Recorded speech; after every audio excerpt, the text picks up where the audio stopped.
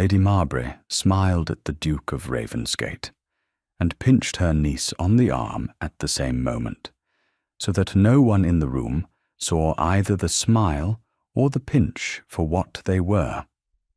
The smile was for the Duke, and it was warm. It was the smile of a hostess who has arranged the season's chief event and expects to be rewarded for it in a specific and public way. The pinch was for Diana, and it was small. It was delivered under the loose brown sleeve near the inside of the elbow, with the neat expertise of a hand that had been delivering it for 7 years. It meant more hot water, and quicker about it, and not a word to anyone on her way out of the room. Diana rose from the low tea tray without a sound and took the silver kettle. She curtsied to the general company as one curtsies to a wall, and she went. Nobody watched her go. That was, in fact, the whole design of the afternoon. She was, at 24, a slight woman in a rust-brown day gown that had been let down twice at the hem and refashioned once at the cuff. She had a pale, grave face and dark brows drawn fine over dark grey eyes. Her hair was pinned severely under a plain cap, in the manner of a woman 10 years older. Her hands were the first thing anyone would have noticed, who noticed hands at all. They were quick and clever and steady. They were, though nobody in that drawing-room could see it, the hands of a musician. She had not been allowed to play in 7 years. Instead, she had learned to pour tea for 200 callers a season without ever spilling a single drop. She was Diana Cranridge, and her mother had been the elder sister of the woman who had just pinched her. Her mother was dead. Her father was dead. Her means were, by law and by the settlement no one had shown her since she was 17, £180 a year for her whole life. She had not seen a shilling of it. She had, instead, seen the inside of Lady Marbury's linen cupboard and the inside of Lady Marbury's ledgers. She had seen the inside of the small back schoolroom where the youngest Marbury daughter had been taught her Latin by a girl who was not allowed to sit at the dinner table. She went down the back stair for hot water. The pinch would be a small red bruise under her sleeve by supper, and nobody would ever see it. That was the design of every pinch Lady Marbury had ever given her. The house was in Mount Street, tall and narrow, and elegant in a way that told the exact truth about its mistress. Everything in it was correct. Everything in it was for show. The gilt on the drawing-room ceiling was fresh. The paint on the servants' stair was peeling, and cook was paid 3 months late. The 3 Marbury daughters were dressed each season in the 3rd latest fashion, and it was well managed enough that nobody in Mayfair could have told the difference. Lady Marbury was Cosima, the widow of Sir Bertram Marbury. Sir Bertram had died within 4 years of the marriage and left her 3 infant daughters, a moderate portion, and a name he had believed she would use gently.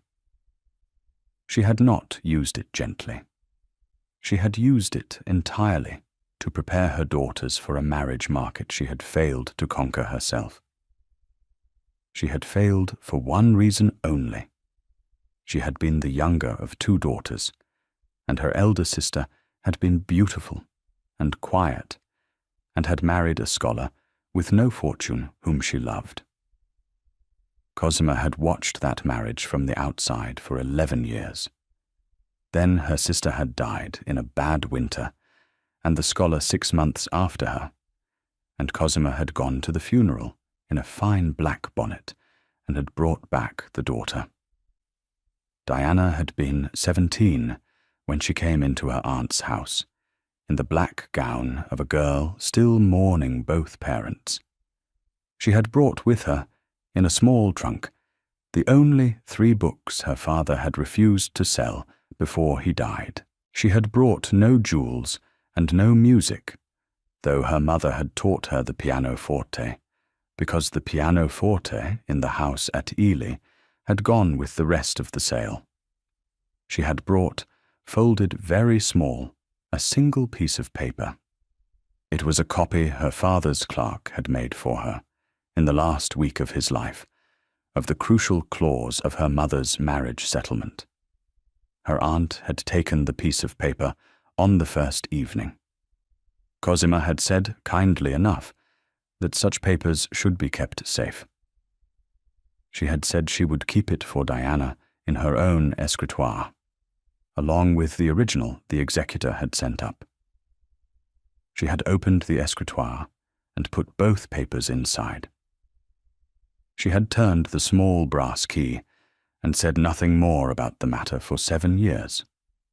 Diana had understood by the end of that first evening what her aunt had done. She had been the daughter of a scholar. She was not a fool. She had understood that the settlement provided her £180 a year, drawn on a trust her mother's uncle had set up. She had understood that if she asked her aunt for it, she would be turned out of the house within the day, and left to make her way as a governess, with no references. She had understood that her aunt would draw the money quietly, as ward's expenses.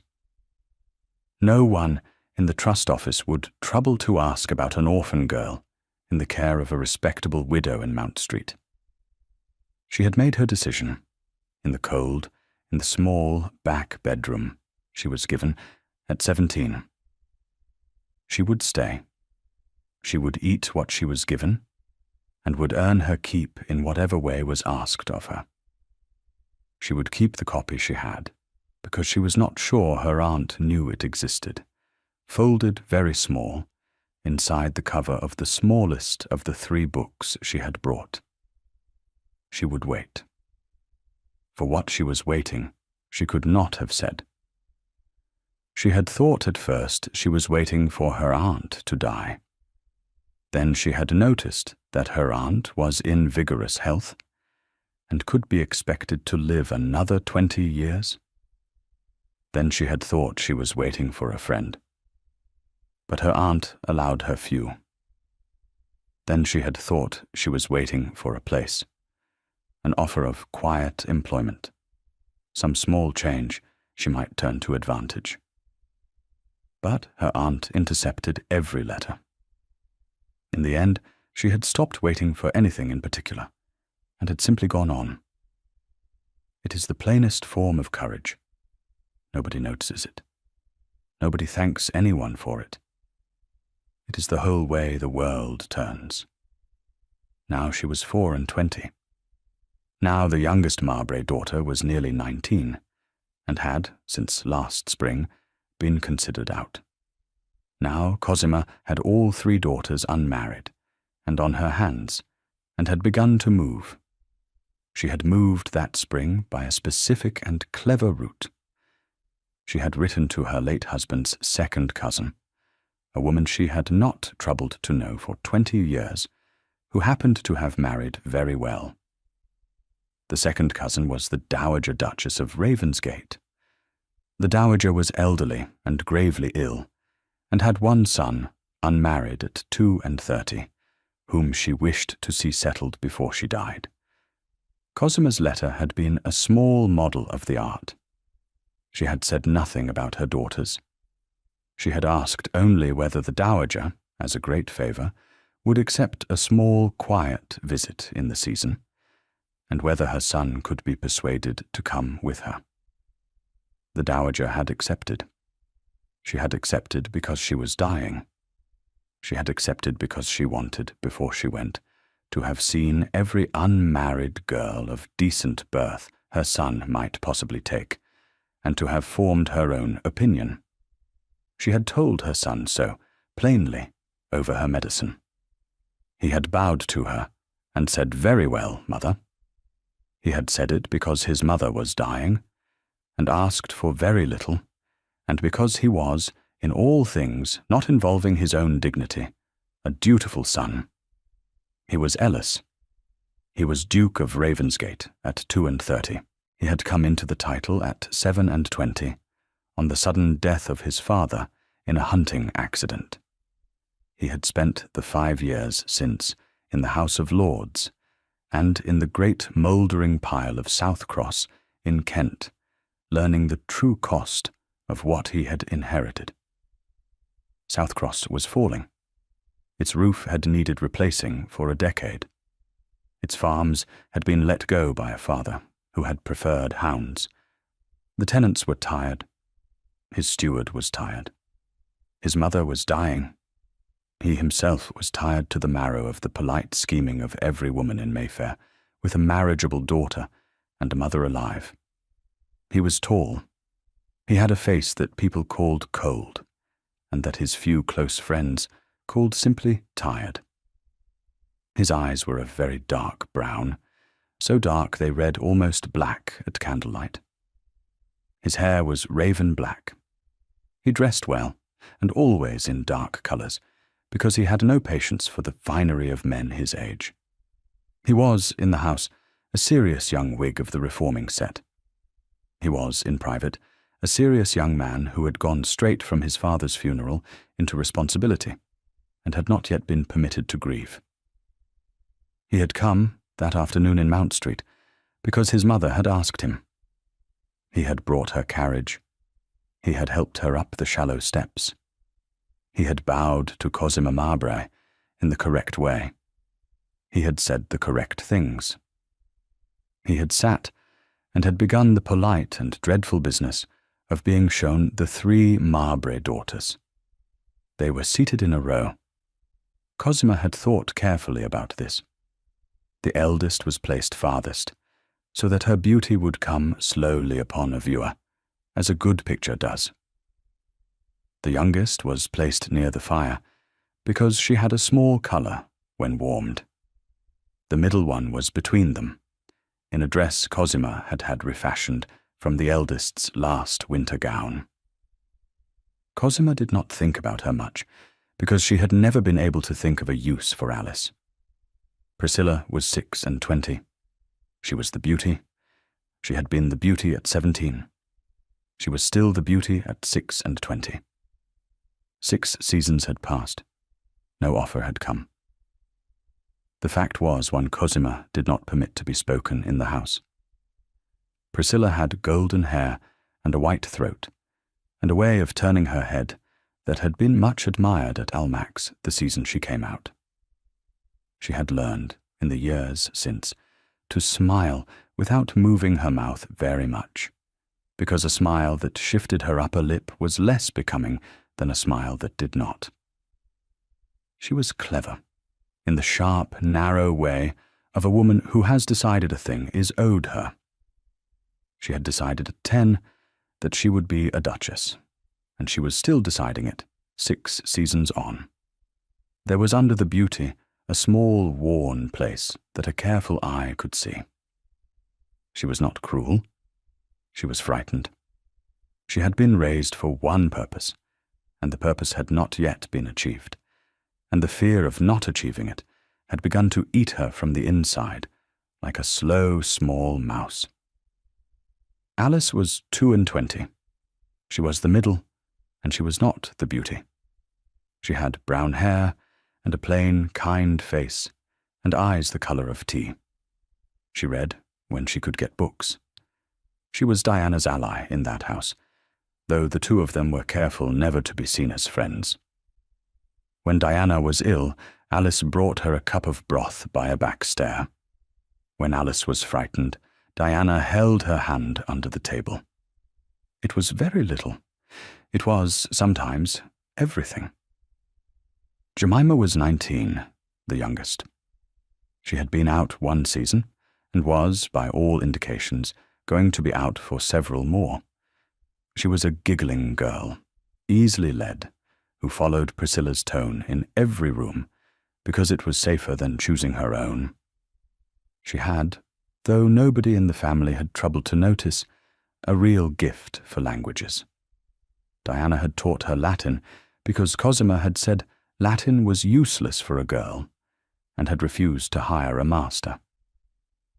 Jemima now read Virgil in a small, quiet way in the schoolroom in the mornings. She had never told her mother. Into this arrangement, at 3 o'clock on a Tuesday in early May, the Duke of Ravensgate came. He sat opposite the row. He was offered tea and accepted it. And Cosima, who had arranged the seating with such thought, had arranged one other thing. She had ordered Diana to pour. Diana was set at a low tray by the wall, half turned from the company. She was to pour and hand cups to the footman, and go for hot water when Cosima signalled. She was to speak to no one. She was not to be introduced. She was, in the arrangement of the afternoon, the negative space against which the three daughters would show. She was there to be poor and plainly dressed and evidently a dependent, and a woman with an aunt as generous as Cosima Mowbray. Cosima had explained this to Diana that morning in 3 sentences that had left no room for reply. Diana had understood. Diana had, in truth, been prepared to understand at 17, and had been paying attention ever since. She came back with the hot water and refilled the pot at the low tray. She sat with her small, pale hands in her lap, and looked at the tea things, and not at the Duke. She had trained herself, over 7 years, not to look at male visitors. It was easier for everyone. The Duke had noticed her. He had noticed her at the moment of the pinch. He had not seen the pinch itself. He had seen Diana's shoulder move a very small fraction, and had seen her face, briefly, quite still. He had watched her rise, and had watched the footman try to open the door for her and be waved off, because Cosima did not want anyone opening doors for the poorer. He had watched her go without a word. He had noticed something else, too, though he could not yet have said what. He had noticed that the 3 young ladies, when they spoke as if they had been coached. Priscilla answered questions with sentences arranged as neatly as flower baskets. Jemima laughed at the ends of Priscilla's sentences. Alice looked at her lap. There was nothing wrong with any of it. There was also nothing in any of it that a serious man might build a life on. He answered the questions he was asked. He asked in return the polite ones. He was told by Cosima, at some length, of Priscilla's accomplishments. He was told of a screen Priscilla had painted, and a song Priscilla had learned, and a shawl Priscilla had knotted for a favourite cousin. He was told that Priscilla was much admired at Almack's. He nodded gravely. He turned to Alice and asked whether she read. Alice said softly that she did. He turned to Jemima and asked what she had been reading lately. Jemima said, with a nervous glance at her mother, a novel of Miss Edgeworth's. She had not, in fact, been reading a novel of Miss Edgeworth's. She had been reading Virgil in a corner of the schoolroom under Diana's finger. But she had learned early not to say so. Cosima was pleased with this. She thought it went as well as any first tea could be expected to go. She had not seen the Duke's face when Diana rose. She was, in the arrangement of her own drawing-room, entirely occupied with the front row. That was the design of the afternoon. It was also its floor. The Duke stayed the full civil half-hour. He drank 2 cups and praised the tea briefly. He said nothing at all about the young ladies. He bowed to his mother and helped her to her feet. In the hall, as he waited for his cane, Diana passed once behind him with a tray.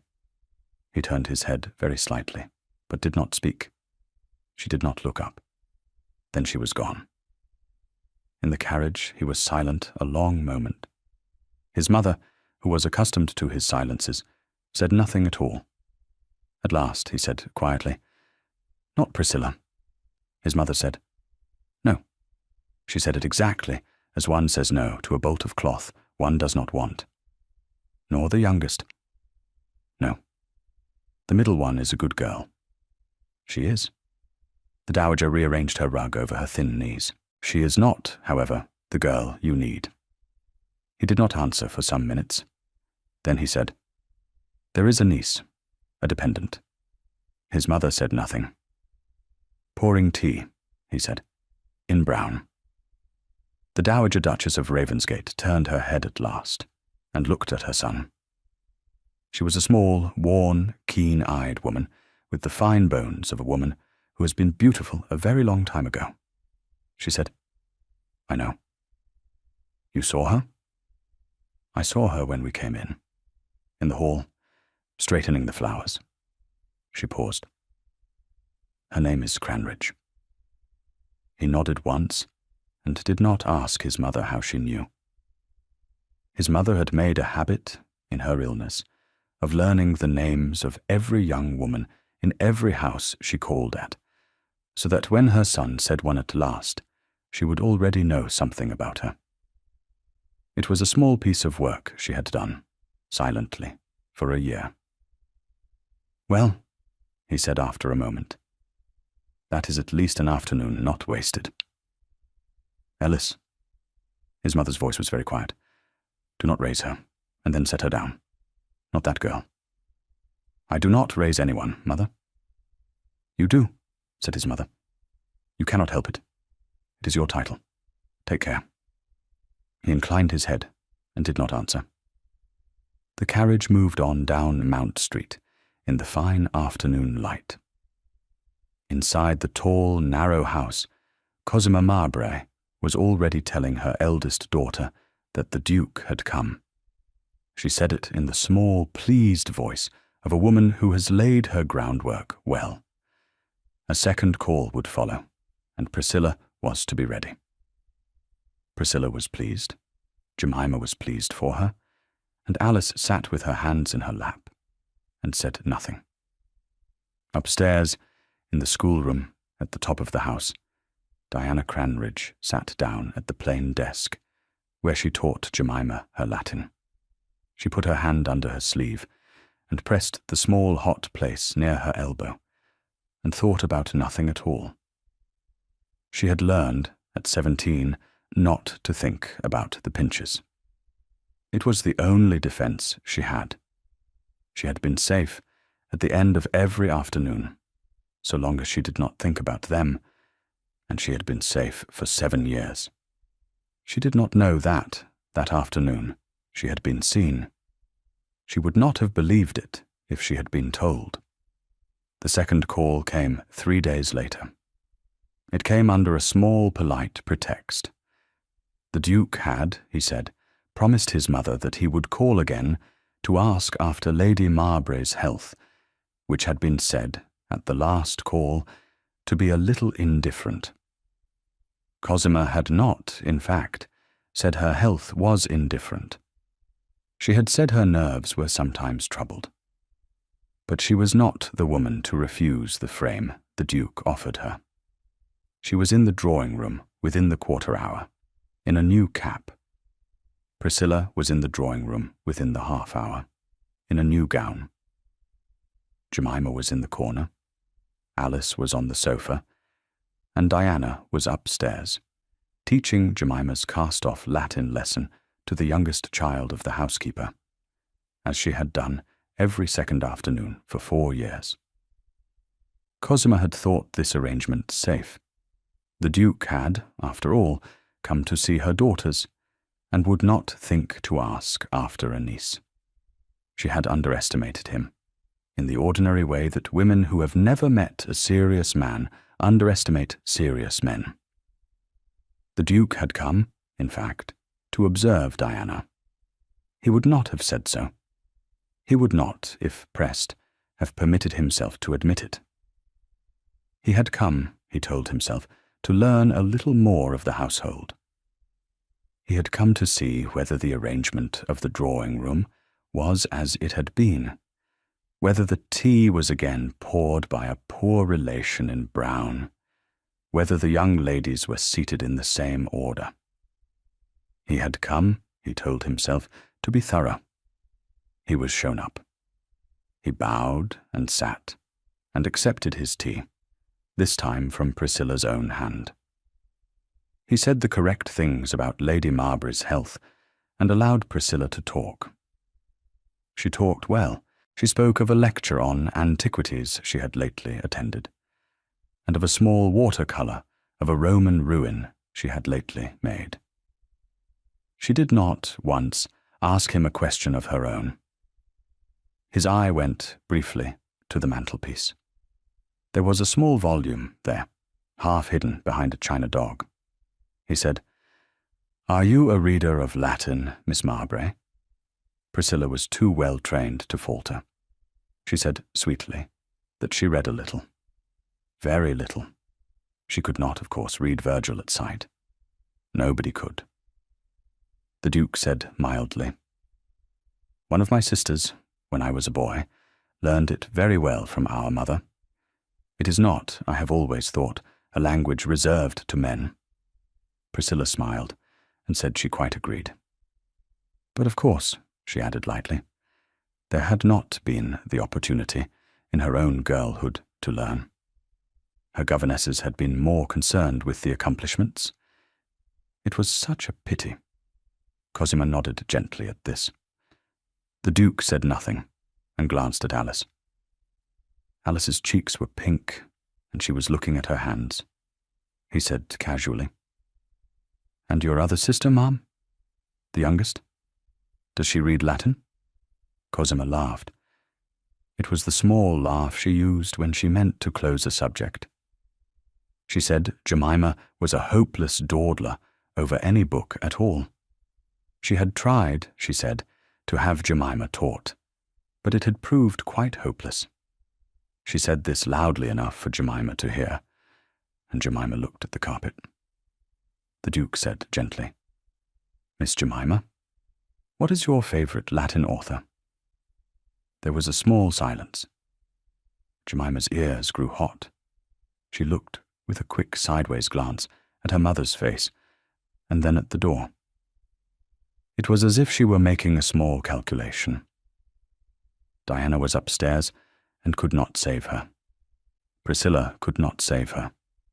Nobody could save her. She had, for the first time in her life, been asked a question directly by a duke. She said very quietly, "Virgil, Your Grace?" Cosima's face did not change. She had not been trained by any tutor. She had been trained by her own long practice, and her own long practice held. The Duke said, Which book?" Jemima said, still very quietly. "The fourth of the Aeneid." "Sir?" She caught herself. "Your Grace." He inclined his head and said, "That is a difficult one." She looked at her lap and said nothing. He turned to Cosima with an expression of polite, mild surprise, and said, "Ma'am, I stand corrected. Your daughter is more accomplished than you allow." Cosima recovered, quickly. She said with a small, warm laugh that Jemima had done a little Latin, indeed, with the last governess. She had almost forgotten. The last governess had been very fond of the ancient languages. Poor woman, she added lightly. She had died last autumn. Diana had, in fact, not been Jemima's governess, and Cosima had never hired a Latin master, and there had been no last governess. The Duke, who had 4 sisters and had known several governesses well, did not press it. He nodded gravely and let the moment pass. But he had seen the calculation Jemima had made. He had seen the quick sideways look at her mother, and had seen the ears grow hot. He had noted, silently, that there had to be somewhere in that house a Latin book that had been read carefully, and someone patient who had guided the reading. It was not Priscilla. It was not the mother. He waited. They talked, then, of the season. Priscilla was warm again, and light, and clever. Cosima steered the conversation around a corner or two of good news about the family. The Duke drank his tea. He rose to leave, in due course. He bowed to the ladies, and on his way to the door, he glanced briefly at the sofa table, where a small household ledger lay open, and closed himself. He had not touched it. He had only glanced. The hand in it was very fine. It was small, and even, and not any of the 3 daughters he had spent the hour with. It looked like the hand of a woman who had kept for a long time a house's accounts. He said his goodbyes and went. In the carriage back to Grosvenor Square, he was quiet again. When at last he spoke to his mother, he said only, "The middle one," and after a moment, "And the 4th." His mother said, "The 4th? There is a 4th young woman in that house, mother. She teaches Jemima her Latin. She keeps the accounts." His mother said, "Ah, so it is she." He did not answer. "We'll take a very short break. If you don't want to miss new stories, please subscribe to the channel." He came a 3rd time, and a 4th over the next fortnight. He came with his mother, and he came alone. He came in the mornings and in the afternoons. He asked questions about the house. He asked, once, whether he might see the small garden at the back, which Cosima had mentioned in an off moment was newly planted with roses. Cosima sent Priscilla out with him. Priscilla walked with him along the paths, and told him at some length what each plant was called. She did not know one of them. She had learned the names off the plan the day before. He listened gravely. He asked, in a mild voice, whether the roses were Diana's work. Priscilla's step did not check. She said with a small, light laugh that Diana, dear thing, had helped a little. Yes, indeed, everyone in the house helped a little in the garden. She was very fond of Diana. The Duke said, "I have not, I think, been introduced to Miss Cranridge." Priscilla said sweetly, that of course he had. He had met Diana at the tea 3 weeks ago. Diana had been poring.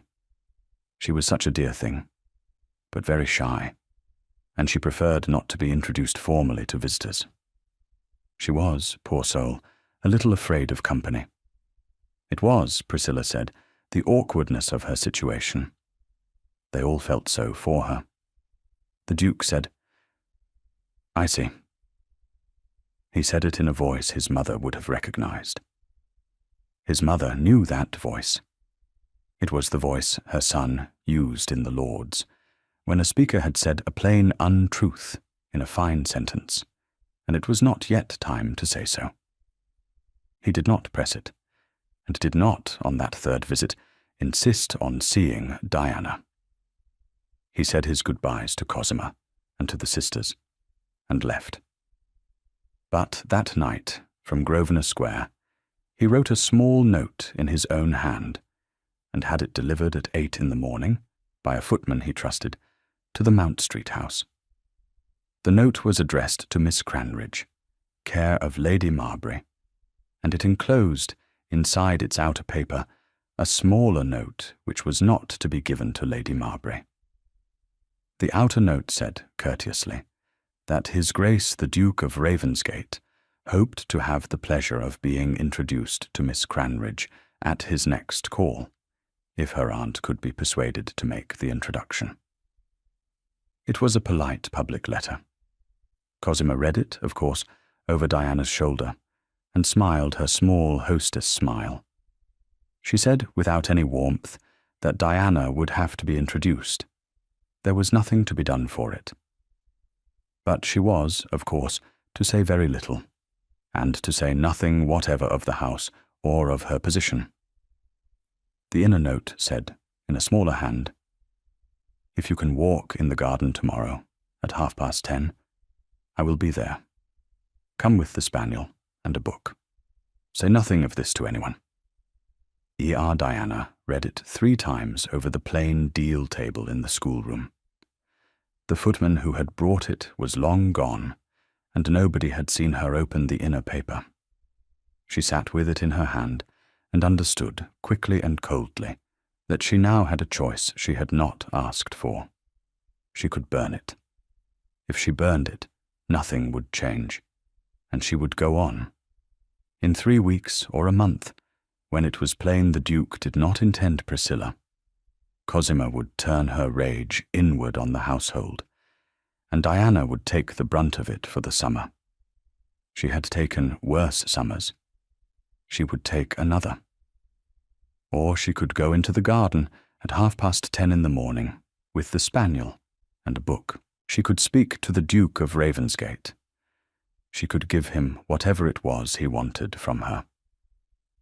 When Cosima discovered it, as Cosima certainly would, she would be turned out of the house within the day, with no reference, and, formally, no money. She had, folded very small inside the book of Ovid that her father had given her, one piece of paper she had never shown anyone. But she was not sure that piece of paper would be enough. She was not sure it would even be believed. She sat a long time in the schoolroom with the note in her hand. She thought very clearly of what she had actually been waiting for these 7 years. She had been waiting for this. She had not known she was waiting for this, or for anything at all. But when she picked the note up, she had felt, along the whole line of her spine, the small distinct movement of a decision she had made a long time ago, and had never permitted herself to look at. She put the outer note in the sewing basket for Cosima to find later, and put the inner note into the fire, and watched it go. She got up and went downstairs, and said to Cosima, in her plain voice, that she meant to take the spaniel into the garden in the morning for exercise. Cosima did not look up from her writing. She said without warmth that she might. At 10:30, Diana went out with the spaniel, the small volume of Ovid under her arm. She had put on the same brown gown. She had not changed anything, and had not tried to be pretty. She had gone out looking exactly as she had looked at the tea. She had done this on purpose, because she had thought about it, and had decided that if the Duke of Ravensgate wished to speak with her, he would speak to the person she was. He would not speak to a woman she had dressed up to be for him. She was too tired for that, and had, in her way, too much pride. He was in the garden at the far end, by the small brick wall where the roses did not do well. He was in a plain dark coat, and had no hat. He was standing with his hands behind his back, looking at the wall as though he were reading it. He did not turn when she came up. He said, "Miss Cranridge." She said, "Your Grace." He said, "Will you walk?" She said, "I have 5 minutes." He said, "Then we will walk 5 minutes." He put himself on her right, at the correct polite distance. The spaniel went ahead of them, sniffing. Diana carried the Ovid. He said very quietly, "I have asked to speak to you plainly. Is that agreeable?" She said, "Yes." He said, "I know that you keep the accounts in that house. I know that you have taught the youngest sister her Latin, and that you were not at the tea allowed to sit." She said nothing.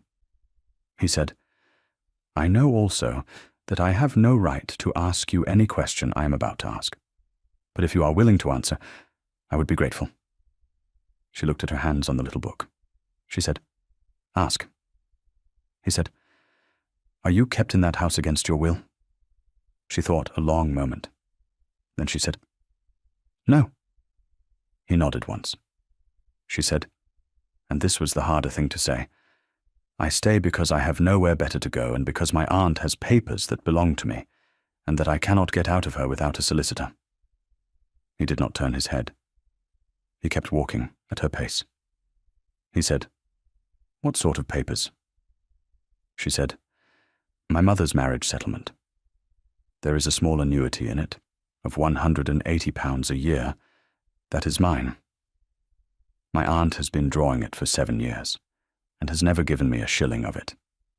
She holds the original document. I have a copy of the crucial clause, but only a copy. My father's clerk made it for me the week before he died." He walked another dozen paces before he spoke. He said, "That is a serious thing to say, Miss Cranridge." She said, "I know it. It is why I have never said it to anyone."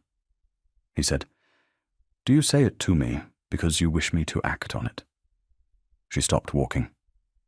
The spaniel came back and looked at her. She said, "I do not know why I say it to you. I have said it to no one for 7 years. Perhaps I am tired, and perhaps you are the first person who has asked." He was quiet a long moment. Then he said, "May I keep what you have just told me?" She said, "I would rather you did not tell my aunt." He said, "I will not tell your aunt. I will tell my mother. My mother has a very good solicitor, and I would like, with your permission, to place that man at your disposal, quietly, at no cost to you. He will do nothing without your word."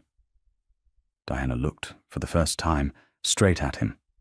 His dark eyes were not cold. They were tired, in exactly the way she was tired, and steady. He was not smiling. She had begun, very cautiously, to trust him. She said, "You may." He nodded once. He said, "Thank you." She said, "Your Grace, may I ask you a question?" He said, "Please." She said, "Why did you come today?" He was quiet and looked again at the wall. He said at last, "Because I have called on many houses this season, and yours is the first one in which I have seen a person I would trust to keep me sane." She looked at him. She said, "That is not a small thing to say." He said, "It is not a small thing to mean." She said, "You do not know me." He said, "No. I know a hand in a household ledger. I know a girl who taught her cousin the 4th book of the Aeneid in secret. I know a young woman who took a pinch in her aunt's drawing room and never said a word." His voice went, briefly, very quiet. "It is enough to know that I would like to know more." She said, "You have very little time before my aunt sees us from the window." He said, "Then let me ask my one plain question. May I call again? Not on your aunt, on you." She was quiet a moment. She had never in her life been asked such a question, and had not, 7 years ago, expected ever to be asked one. She said, "I have no drawing room. I have no receiving day. If you wish to see me, you must contrive it." He said, "I can contrive." She said, "Then yes." She said the word plainly, and exactly once. She turned then, because the spaniel was pulling toward the house, and did not curtsy, because she was walking. She went back up the path with her book, with her plain brown gown, with the dog trotting a step ahead. The Duke of Ravensgate stood at the end of the path for a little while, looking not at her, but at the small brick wall where the roses did not do well. He was not a young fool. He knew quite clearly that he had just done a thing that men of his rank were not supposed to do. He had just committed himself, silently, to a plan of action that would end in a marriage with a woman his mother's second cousin had been at some pains to hide from him. He knew that Cosima Mowbray would fight him for it, and he knew that he would win. He did not know how much the winning would cost the woman with the small book. He walked back through the side gate and out into Mount Street, and did not, on that afternoon, call formally at Lady Mowbray's front door. Cosima, at the drawing-room window, had seen him leave the garden. She had not seen him enter. She had, from the angle, seen only the last of him, the tall dark coat retreating along the street. She had thought it strange, and had asked Priscilla whether the Duke had been in the garden. Priscilla, who had been at her needlework in her own room, had said she did not know. Cosima had said sharply that Diana was to come to her at once.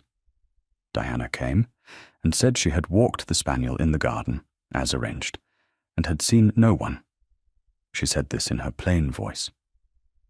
Cosima looked at her for a long minute. She could not quite tell whether Diana was lying. She had not, in 7 years, ever found Diana out in a lie. She had noticed that Diana sometimes said very little rather than lie. She said at last, coldly, that Diana was to keep out of the garden until further notice. Diana said softly that she would, and curtsied, and went upstairs. That afternoon, in the schoolroom, she taught Jemima her Latin as usual. She did not say a word of the garden to anyone. For 8 days after that, nothing at all appeared to happen. The Duke did not call at Mount Street. He was seen twice at Almack's, both times in the company of his mother, and both times he stood by a wall and made polite conversation, and did not dance. Cosima, at Almack's, presented Priscilla to him in a small, deliberate manner. He bowed and said good evening, and did not ask Priscilla to dance. He turned to speak with an older gentleman of the reforming set, and did not turn back. Cosima went home in a very dry temper. She did not, however, know what he was doing during the day. He was, during those days, with his mother's solicitor, Mr. Paget, in a small quiet office in Lincoln's Inn Fields. Mr. Paget was a spare, pale man of 55, with a mouth like a dry seal. He had served the Ravensgate family for 28 years, and had never in his life smiled at a lie. He listened, gravely, to what the Duke told him. He asked, when the Duke had finished, whether he might send the boy round to the trust office at Chancery Lane for a copy of the settlement. The Duke said he might. The boy went, and the boy came back. By the 2nd day of the 8th, Mr. Paget had it all in his small office. He had a certified copy of the entire marriage settlement of Diana Cranridge's late mother. He had a schedule of the annuity payments, made every quarter for the last 7 years to the estate of the ward. The payments had been drawn by Lady Marbury as trustee de facto, and not one had ever been receipted by the ward at all. Mr. Paget looked at the schedule for a long time. Then he said to the Duke, in his dry voice, that it was a very tidy piece of fraud, and one they should be able to unwind.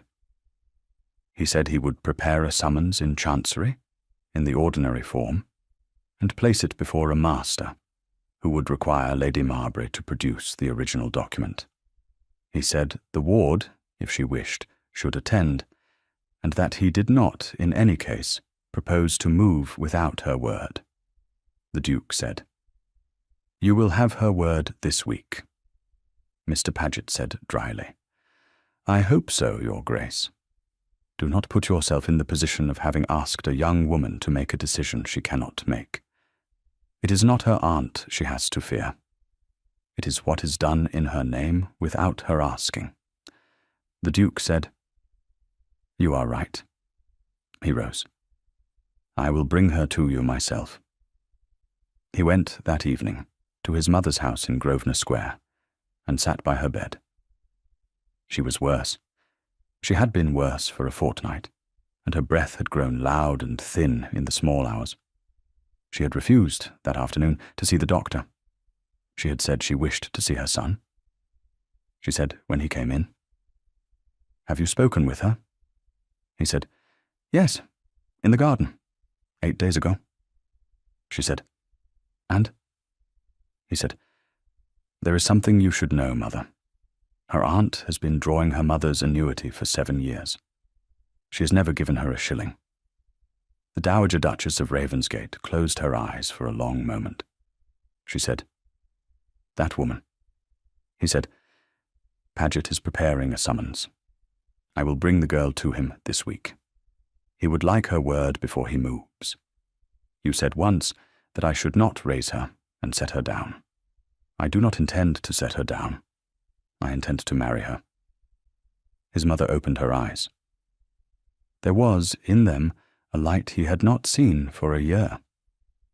She said, "Have you asked her?" He said, "Not yet. She has too little just now. I will not ask her to accept me before she has her own name in her own hand. It is not my proposal she needs first. It is her paper." His mother said very softly, "Ellis, you are a fine man." He said quietly, "I am your son." She said, "Do not wait too long." He said, "I know."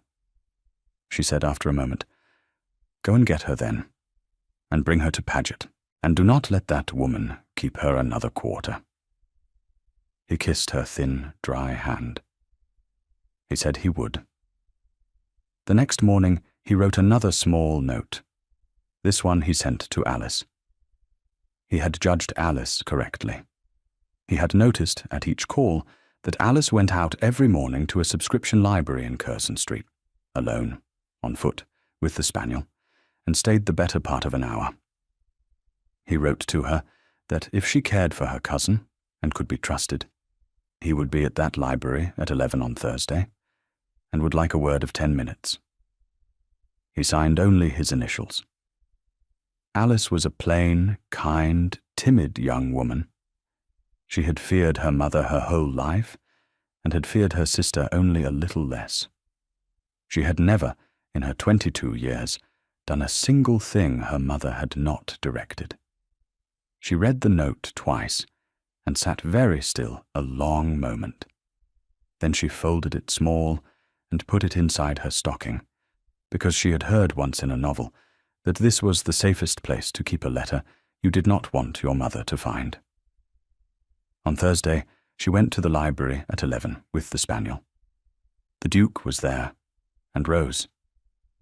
He said gravely, "Miss Alice, thank you." She said, quite pink, "Your Grace." He said, "I need your help. It is for your cousin's sake. She is in some difficulty about a settlement which is legally hers. My solicitor is prepared to act, but she must come to him." Alice said, "Mamma will not let her out of the house." He said, "I know. It is why I have written to you. Can you contrive that she goes out with you tomorrow morning? To this library, or to a milliner? Anywhere. She need only come out of the door with you. My carriage will be at the corner." Alice said, "Where will she go?" He said, "To Mr. Paget in Lincoln's Inn Fields. He is my mother's solicitor. He is entirely to be trusted. She will be back in 2 hours." Alice said in a very quiet voice, "Mamma will know she has been out." He said, "Yes, she will know." Alice looked at her hands. She said, "It will be very bad for Diana afterwards." He said, "It will. For a day. Only a day. On the day after that, Diana will have a paper in her own hand that will let her walk out of that house whenever she chooses. If she wishes, she may walk out that afternoon. I will take her in my carriage to my mother's house." Alice said, still very quietly, "Are you going to marry her?" He said, "Yes, if she will have me." Alice looked up. Her eyes were shining. She said, "You will be very kind to her?" He said, "I will." She said, "Then I will do it." She did it.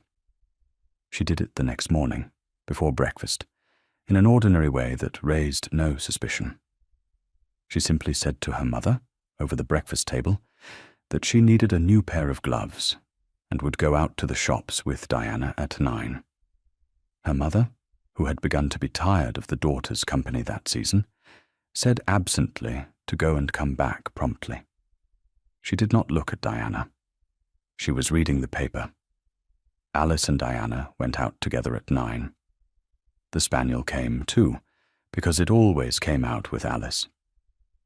At the corner of Mount Street, Alice pressed Diana's hand once and turned back with the dog, as arranged, saying loudly that she had forgotten her purse and would go home and catch Diana up.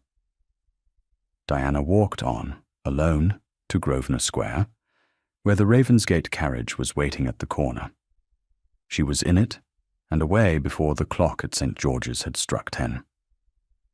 Mr. Paget received her in his office in Lincoln's Inn Fields. He rose and bowed and offered her a chair and tea. She refused the tea and sat, very small, in the chair. She kept her hands in her lap and her face still. She had been sitting still, in one house or another, for 7 years, and she was very good at it now. Mr. Paget laid out the papers on his desk with quiet care. He said, in his dry voice, "Miss Cranridge, will you look at these?" She looked. She saw the certified copy of the settlement, the schedule of annuity payments, the receipts, 7 years of them, signed by Lady Marbury as trustee, never countersigned by Diana at all. She sat very still. Then she took out of her reticule a small folded piece of paper, unfolded it, and laid it on the desk beside the certified copy. It was the copy her father's clerk had made her at 17. The two were, of course, identical. Mr. Paget looked at it. He said, in a voice a little less dry than before, "You have carried this, Miss Cranridge, for 7 years." She said, "Yes." He said, "Why did you never bring it forward?" She said, "I did not know who to bring it to, and I did not know that anyone would believe me above my aunt." Mr. Paget bowed his head briefly. He said, "There is at least one person now who believes you above your aunt. Do you wish me to act?" She said, "Yes." He said, "You understand that once the summons is served, you cannot remain under her roof." She said, "Yes." He said, "Where will you go?" She said, "I have not yet thought." He said, "You may go this afternoon to the Duchess Dowager's house in Grosvenor Square. She has been apprised. A room has been prepared." Diana was quiet. She looked at her hands. She said, "The Dowager is very ill." Mr. Paget said, "She is. She has, I think, been waiting to have you safe under her roof before she permits herself to be as ill as she is." Diana did not answer for a long moment. Then she said, "I will go." He said, "Then that is settled." He rose and bowed. He said he would prepare the summons this very afternoon and would place it before a master by the end of the week. He said he did not, in fact, think it would go so far. He said Lady Marbury, when the summons was served upon her, would very likely settle privately, to avoid the notoriety, and would produce the papers under some polite excuse. He said if she did not, they would go to a master, and they would win. He said this in the voice of a man who had won such cases, and did not enjoy the winning. The Duke was in the carriage at the door, and rose when Diana came out. He handed her in. He did not speak until they had drawn away from the curb. Then he said, "Miss Cranridge, would you be very frightened if I asked you to come with me now to my mother's house?" She said, "Not frightened, tired." He said, "You may sleep in the carriage. It is not 5 minutes." She said, "I did not mean the carriage." He said, "I know what you meant." She sat quietly with her hands in her lap. She said at last, "I have not been in a great house since I was 17. He said, "You will not be a guest at mine. You will be my mother's guest. And she is not a woman who lets a guest be tired for long." They came to Grosvenor Square. The house was quiet. The steps were swept. The butler received Diana at the door as though she were a member of the family who had been expected for some months. He took her cloak and said her Grace was in her sitting-room and had asked whether Miss Cranridge would come up. Diana went up. She went up the stair like a woman walking into a room she had dreamed of once. The Duke did not go up with her. He waited in the hall. He had judged correctly that his mother wished to see the girl alone. The dowager was in a great chair by the fire, wrapped in a fine woolen shawl. She was smaller and thinner than she had been at the tea. Her breath was quick, but her eyes were bright. She held out her hand and said, "Come here." Diana went and knelt beside the chair without being asked. It was, in her, a movement of the body older than any thought. It was what she had learned to do in her own mother's last months, in the smaller house, in the smaller room, when there was only the two of them, and the world was very quiet. The dowager took her hand and held it. She said, "My dear." Diana did not answer. The dowager said, "You have been in that house too long." Diana said, "Yes." The dowager said, "You will not go back." Diana said, "I do not think I can." The dowager said, "You will not need to." She looked at Diana's face a long moment. She said, "My son has told me he means to marry you. Do you know this?" Diana said, "He has said as much." The dowager said, "And what have you said?" Diana said very softly, "That I have no drawing-room in which to be asked." The dowager laughed once, a small, dry cough of a laugh. She said, "You will have one soon enough. My dear, listen to me. You do not have to say yes to him this week. You do not have to say yes to him this month. He will wait. He is not a man in a hurry. But I would like, before I die, to have seen my son sit down at his own dinner table with a wife who will feed him and hold his hand and tell him when he is wrong. And I would like to have known that the woman I chose was the one he chose too. Do you understand?" Diana said, "Yes." The dowager said, "Go and sleep. There is a room. Betsy will bring you tea in an hour. When you are rested, you will come and read to me. I have been meaning all winter to read Cowper again, and I have quite forgotten who Cowper was."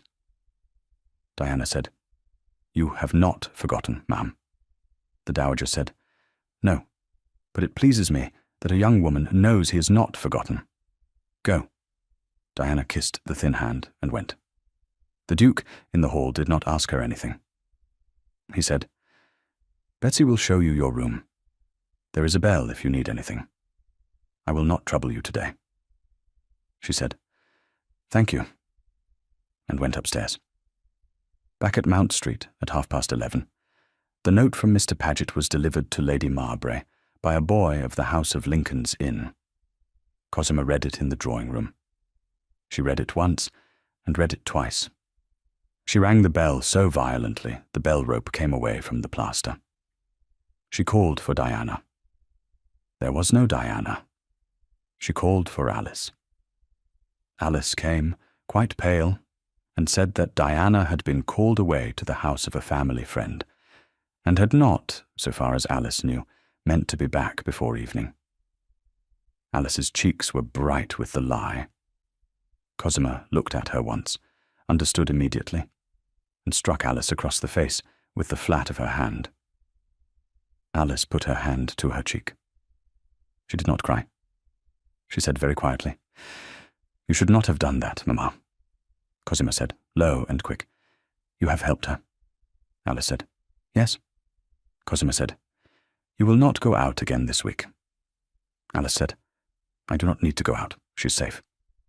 Cosima stood a long moment with the note in her hand, her chest rising and falling. She said, "Where has she gone?" Alice said, "I will not tell you." Cosima said, "You will." Alice said. No. Priscilla had come in during this exchange. She had heard the last of it. She stood in the doorway with a very white face. She said, in a small, careful voice that was not quite steady, "Mamma, Mamma, what has happened?" Cosima turned. She said, in her drawing-room voice, "It is nothing that need concern you, my dear. A small piece of family business. Go up to your room." Priscilla said, "Diana has gone?" Cosima said, "Diana has gone." Priscilla said, "With him?" Cosima did not answer. Priscilla stood in the doorway a moment longer. She said, "I see." She turned and went, not up to her own room, but along the passage to the schoolroom. She sat down at the plain deal table where she had never in her life sat down before, and put her elegant hands flat on the top and looked at them.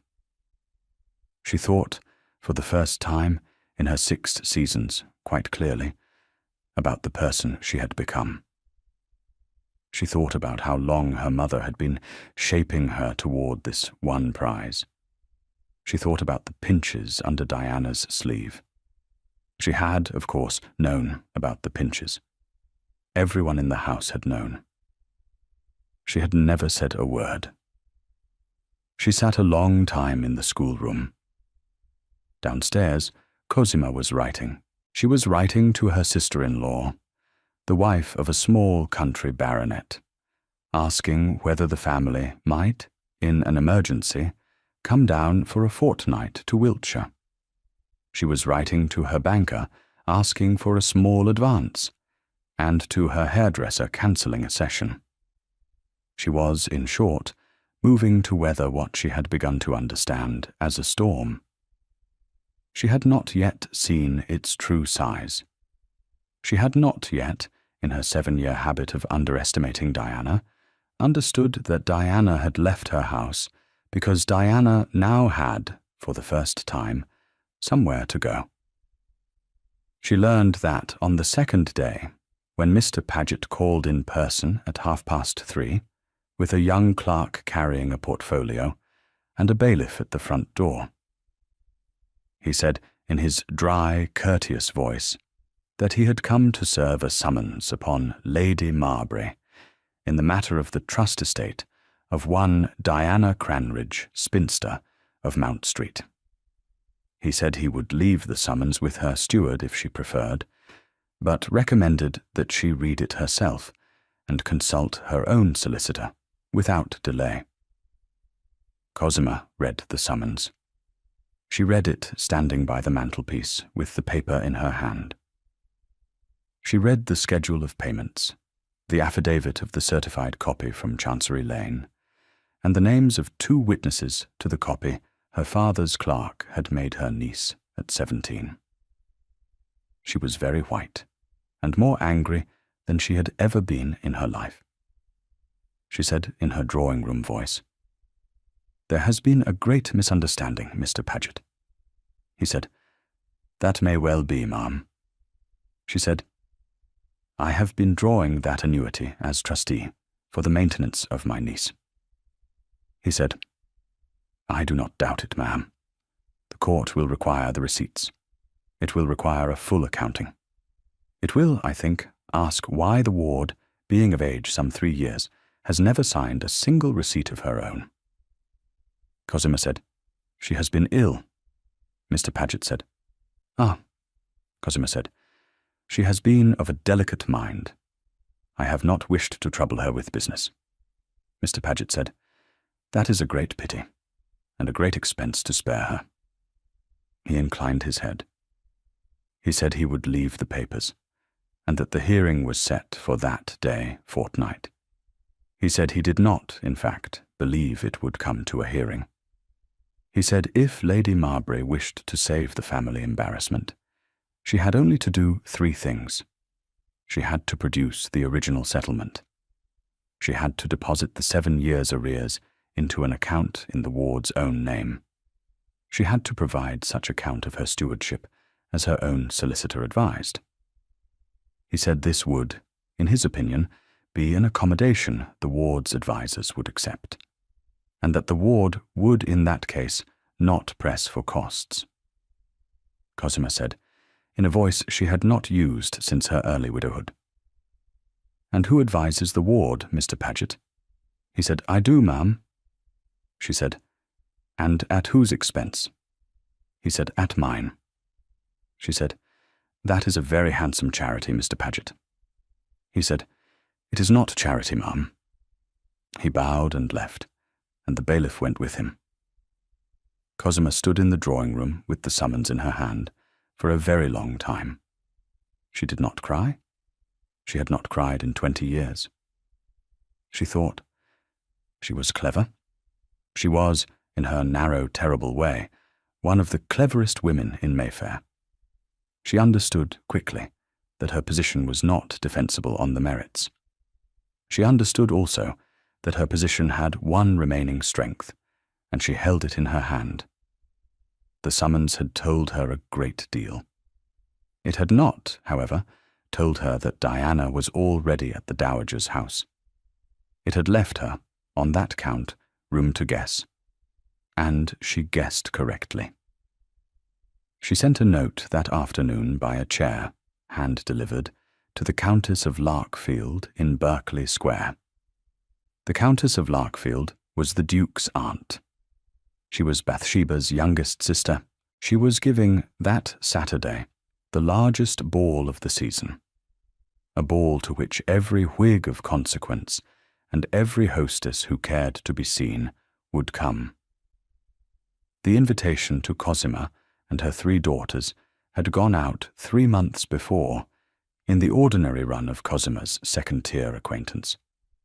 The Countess would not, at this hour, have retracted an invitation without cause. Cosima's note was a small, careful piece of work. It regretted, in the gentlest terms, that Miss Cranridge, a niece of hers who had been residing with the family, had recently been the subject of a small and unhappy misunderstanding.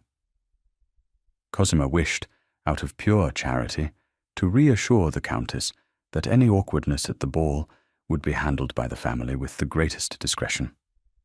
She hoped only that the Countess would understand. It was a small acid sentence, intended to be shown. It was Cosima at her best and at her worst. The Countess of Larkfield read it. She was a small, brisk woman, with her sister's eyes and none of her sister's illness.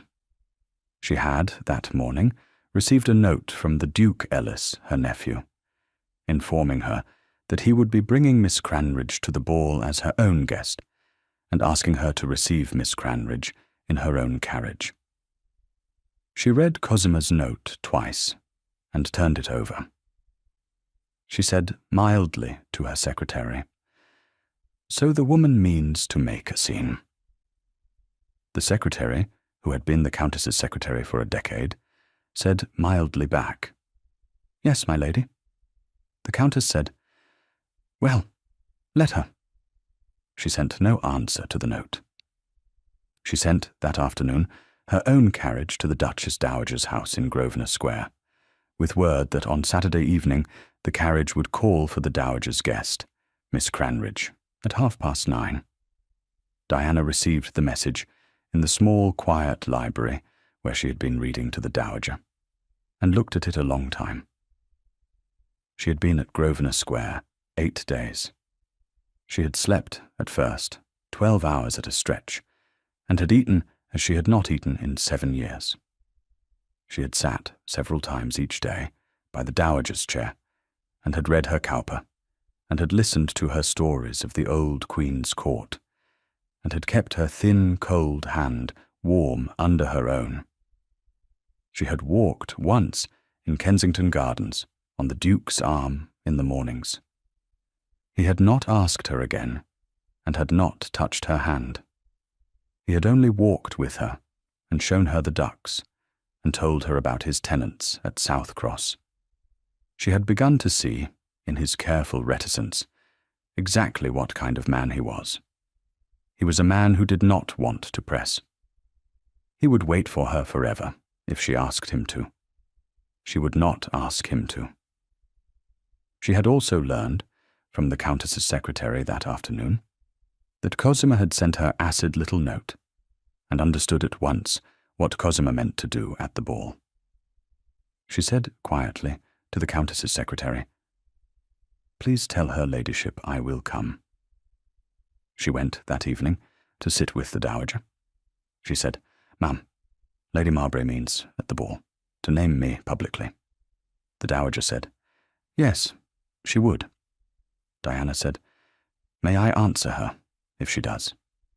The dowager said, "You are your own woman now, my dear. You may answer her as your own woman." Diana said, "I would rather not shame her." The dowager said, "You will not need to. She will do the shaming herself. You will only need to be very plain."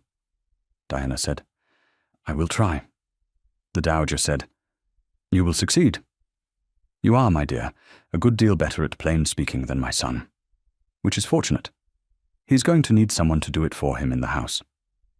Diana said, "Ma'am?" The dowager said, "Yes?"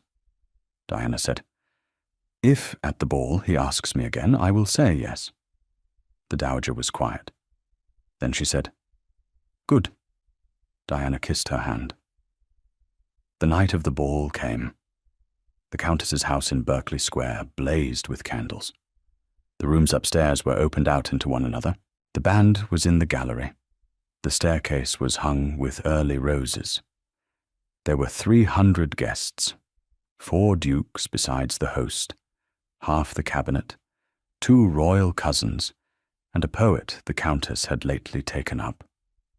There were also, at 10:30, Lady Marbury and her 3 daughters, in 3 new gowns. They arrived in the second carriage they had ever hired for the season. Their own coachman had been let go the week before to save the household. Cosima was very calm. She had prepared her stroke. She had not seen Diana yet. She looked quickly along the rooms and did not see Diana. She began to think with a small, sharp relief that perhaps the Duke had not brought Diana after all. Perhaps he had thought better of it and had left her at Grosvenor Square. Perhaps the whole scandal could yet be closed off, quietly, on terms she could bear.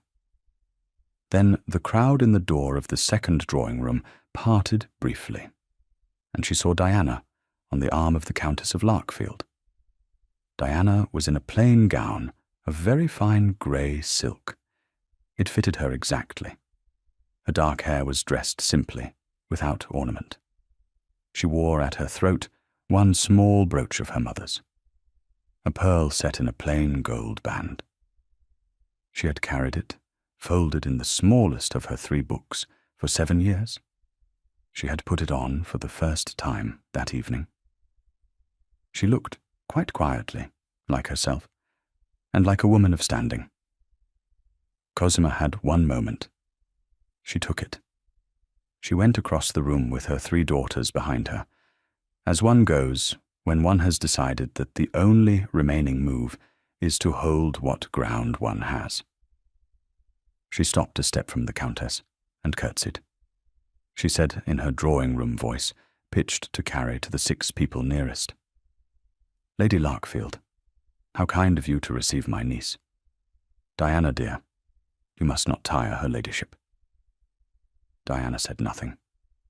She curtsied to the Countess, briefly, and did not curtsy to Cosima. Cosima said, still pleasantly, still with the small, warm smile of a hostess, "It is such a kindness of you, dear ladyship, to be at the trouble. My poor niece, of course, is not used to society. She has been such a difficult charge on our house these 7 years. But we have loved her." Her voice raised slightly. "We have loved her as one of our own." The room around them was, by now, very quiet. A silence had opened, and everyone within 20 feet was watching. Diana looked at Cosima, without heat, without pity, without love. She said in her plain voice, that was not raised at all, but that everyone in the small silence heard, "You have not loved me, ma'am. Cosima's smile did not move. She said, still warmly, "Diana, my dear, you are overwrought." Diana said, "I am not overwrought. I am telling the truth. You have not loved me. You have drawn my mother's annuity of £180 a year for 7 years, and you have never given me a shilling of it. You have held the settlement papers which are mine. You have withheld from me my own name and my own means. You may say what you like of me to the room. It is not I who will be shamed by it. It is you." Priscilla, at her mother's shoulder, made a small movement. It was not much. It was the sort of movement a woman makes when she has heard, for the first time in a long time, a thing said plainly, and has recognized it as true. Priscilla did not step back from her mother. She stood in exactly the place she had been. But she did not touch Cosima's sleeve, and did not close the ranks. She stood one small step aside, and Cosima felt it in the room like a change of temperature. Alice was already at Diana's side. Cosima said, in a voice a little less sure, a voice with a small, hard tremor in it that she could not quite keep out, "You forget yourself, Diana." Diana said, "No, ma'am. For the first time in 7 years, I am remembering myself." The Countess of Larkfield, who had heard every word, inclined her head. She said in her small, cool voice, "Lady Marbury, my rooms are open to you and to your daughters this evening, as they have been all season. I would suggest, however, that we speak no further of Miss Cranridge's private business in the passage of a ball. Diana, my dear, come." She took Diana's arm and turned her toward the ballroom. Cosima was left standing in the doorway of the drawing-room with her 3 daughters behind her. She stood very still. She did not, in that moment, cry.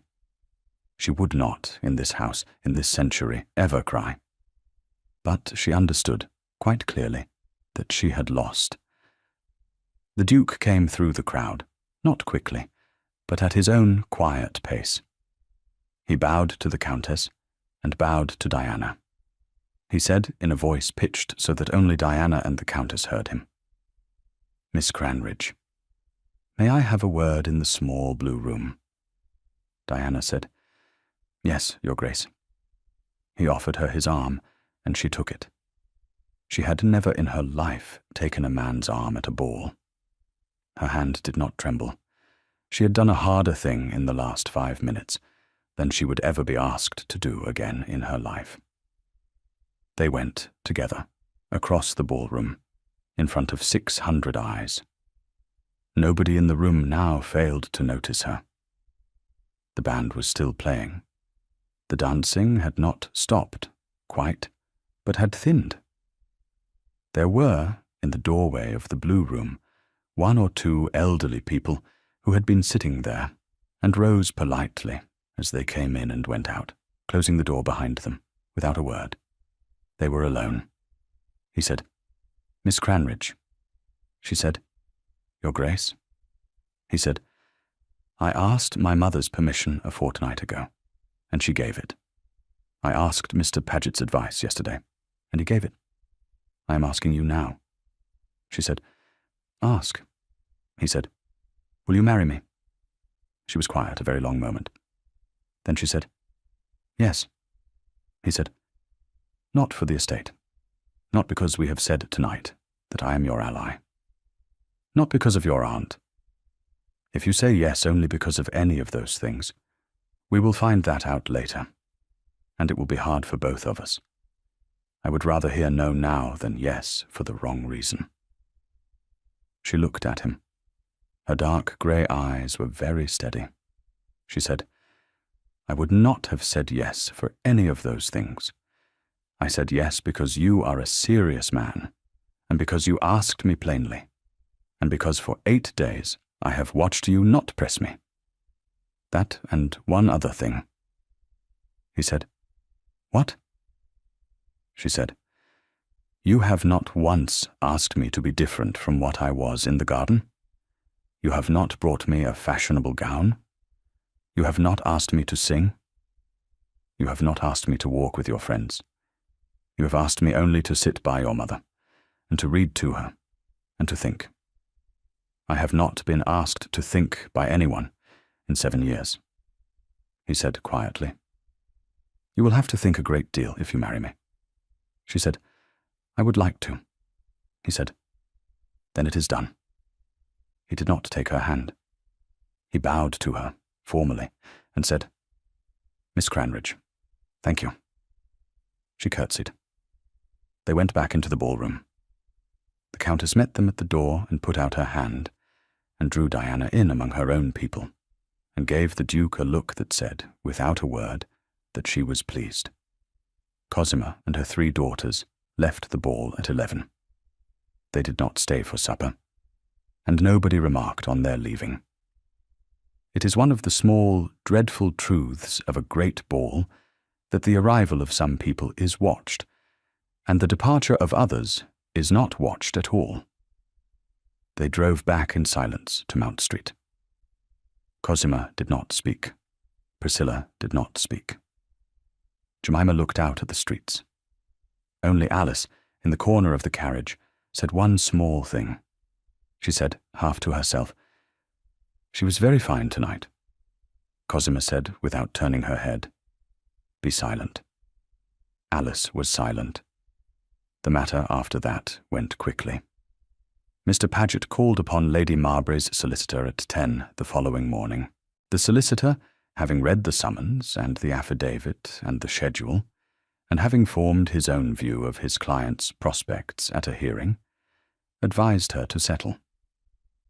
She settled. The settlement papers were produced, entire.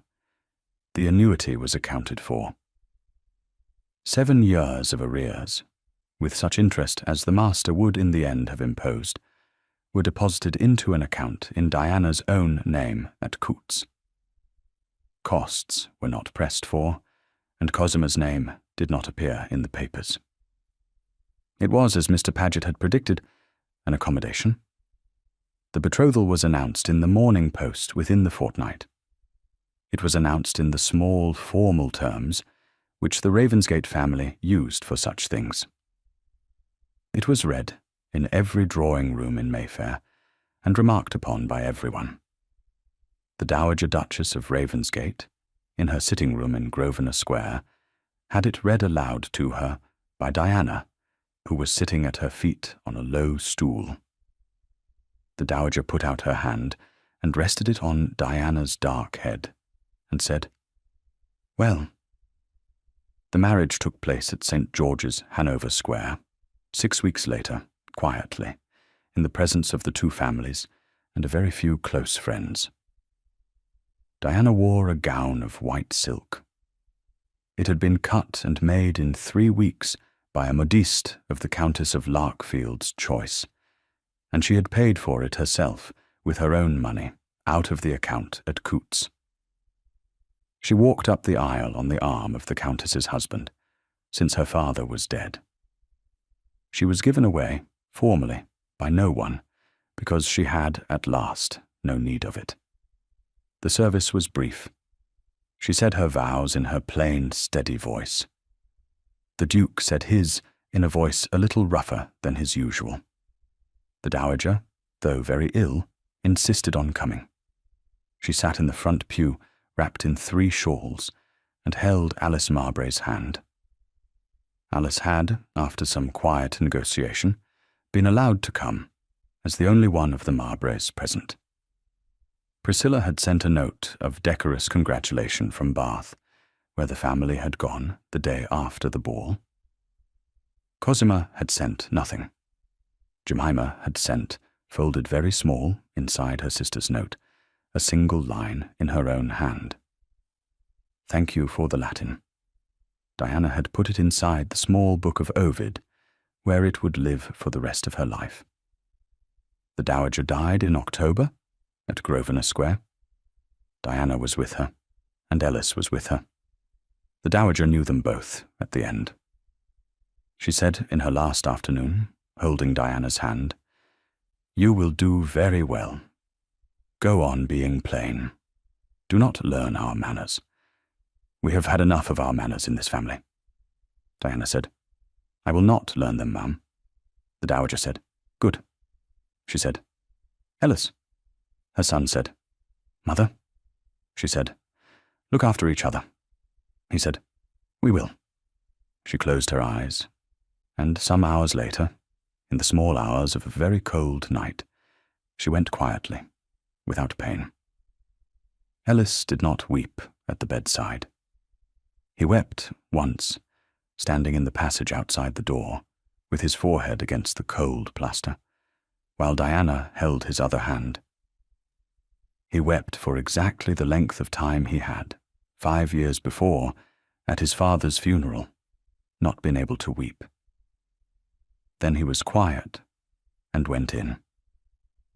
They buried her at South Cross, in the small church at the edge of the park beside her husband. Diana stood at the graveside in a plain black gown and did not cry, because she had learned, at 17, that tears are what people who watched Pinches wanted, and had never gone back to them since. But her hand did not leave his the whole afternoon. That winter they stayed at South Cross. The great house was cold, the roof leaked in 3 places, and the kitchen chimney smoked. Diana walked in a good pair of half-boots from tenant cottage to tenant cottage, with a small notebook of her own. She listened, and she wrote. She had the roofers up in April, and the smiths up in May. By harvest, the great barn at the South Farm had a new door. The widow at the top cottage had a warm hearth, and the herd was up by 12 on the West Acres. It was not a great transformation. It was the ordinary work of a good mistress. Nobody sang songs about it. The tenants, who had been tired for a long time, began, slowly, to be less tired. Ellis was in the house 3 months of the year. When he was in the country, he rode out with her, or with his steward, or alone. He did the work of a serious young Whig of the reforming set. In the small drawing-room at South Cross, on the nights he was home, Diana and he sat by the fire on either side of the hearth. She read to him what he had written for the house. She told him where he had said a thing loudly, and where he had said a thing well. He was, as his mother had predicted, going to need someone to do it for him. Alice came to live at South Cross in the spring. She had been unhappy at Mount Street, and unhappier at Bath. She had written to Diana in a small, careful letter, asking whether there was any use in the country for her. There was. Diana had begun a small school in the village for the tenants' children, and needed a woman of a steady hand to run it. Alice ran it. She grew, in that plain, necessary work, into something like the person she might have been if her mother had not shaped her. She was not seen in the drawing-rooms of London again. She was seen every morning at 8, opening the schoolroom door for the children of her tenants. She was very happy. Jemima was, in due course, engaged to a young clergyman of good family and modest means whom she had met through Alice. She wrote to Diana at intervals, in a hand improved by her Latin. She was a small, quiet, happy woman by the end, much loved by her parishioners, who never guessed that she had been raised in Mount Street. Priscilla, in Bath, sat in her mother's drawing-room a long time. She was still very beautiful, and still very cold. But she was, after the ball, a different woman under the beauty. She had seen, in the doorway of the Countess of Larkfield's ball, exactly what her mother had made of her. She could not undo it, but she could refuse to make more of it. She refused 3 offers in the next year, from men she did not respect, whose money her mother pressed her toward. She married, in the end, a widower of 45, a Yorkshire baronet with 2 young children, whom she had met at the pump room. He was a good man. He needed a mother for his boys. He was not, she said honestly to him before she accepted him, a man she loved. He said he did not need to be loved. He needed only to be helped. She accepted him and went north with him. She was not always kind to his boys, but she was, in the long, slow way of people who have been badly raised and understand it, learning. Diana wrote to her at Christmas each year, and Priscilla wrote back briefly. It was not friendship, but it was not nothing. Cosima moved from Mount Street to a small house in Bath at the end of that first summer. She lived on the small annuity Diana had, at her own quiet insistence settled upon her. She was not gracious about it, and never spoke of Diana by name. She lived in the end another 11 years, in the way of women who cannot forgive themselves and cannot say so. She died in her sleep, of a cold, in a winter of much rain. Alice went to the funeral, and Diana did not. Neither Diana nor Alice ever regretted that arrangement. 2 years after the wedding, in a fine May morning at South Cross, Diana bore a son. She named him Thomas for her father. He had his father's dark hair and his mother's grey eyes, and from the first hour, his mother's steady disposition. He was baptized in the small church by the park, where his grandmother was buried. He grew, in due course, into a serious, quiet boy who read Latin at 7 and could ride a pony at 4, and who had, as the tenants said among themselves in the tap rooms, been born to the place. There would be, in time, a daughter after him, and another son. This is not their story. This is Diana's story. It ends here, in the late summer of her 27th year, in the small parlour at South Cross that she had refitted herself at 7 in the evening, with the light going honey on the west wall. She had a letter from Alice about the school, and the small volume of Ovid on the table beside her. She had, at the throat of her plain grey gown, her mother's pearl. She had, on her arm, no mark at all. She had been at South Cross long enough that when she rolled up her sleeves in the kitchen, the marks had faded, and had gone away, and had not come back. She heard him in the hall, coming with the baby in his arms. She heard him say to the baby, in his quiet voice, something she did not catch. Then she heard the baby laugh once, and then again, the small, round, unbelieving laugh of a very small person who has just discovered that laughing is a thing you can do. She rose, but did not go to the door. She stood in the middle of her own parlour, in her own house, in her own name, and waited. He came in and put the baby into her arms. He did not smile with his mouth. He smiled, as he had learned to smile in the 8 days at Grosvenor Square, with the small, quiet corners of his dark eyes. He said, "Diana?" She said, "Ellis." There was no pinch. There would not be, ever again, a pinch. And there had not been, since the afternoon in the garden, a single smile in that great old family that meant something other than what it looked like. Thank you for listening to the story, all the way to the end. Please tell us which city you're watching from, and what the story made you feel. Don't forget to subscribe so you won't miss new stories.